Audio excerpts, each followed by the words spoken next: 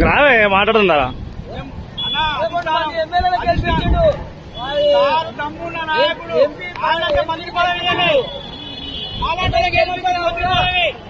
దాదా ఏం కాదు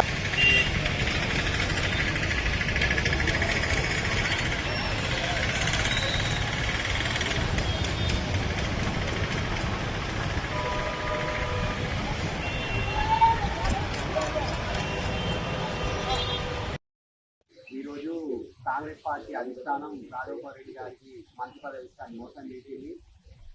ఇస్తాన్ని ఇవ్వలేదు.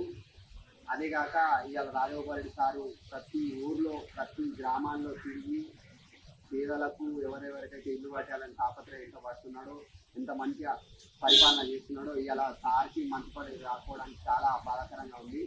సార్ అంటేనే మనకు అభివృద్ధి కార్యక్రమాలకు ముందడుగు వేసే లాంటి వ్యక్తికి ఈరోజు మంత్రి పదవి రాకపోవడం మన దురదృష్టకరం. ఇదే మాట మీద అందరం కూడా మేము నిరసన తెలియజేస్తూ రాజగోపాల్ రెడ్డి గారికి మంత్రి పదవి రావాలి అని అధిష్టానాన్ని కోరుకుంటున్నాం.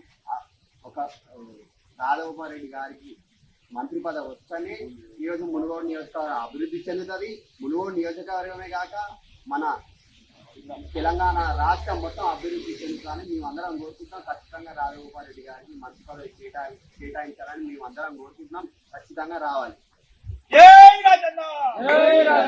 ప్రపంచంలో ఏ మూల ఏ క్షణం ఏం జరుగుతుందో వేగంగా తెలుసుకోవడానికి తొలి వెలుగు వాట్సాప్ ఛానల్ ని ఫాలో చేయండి.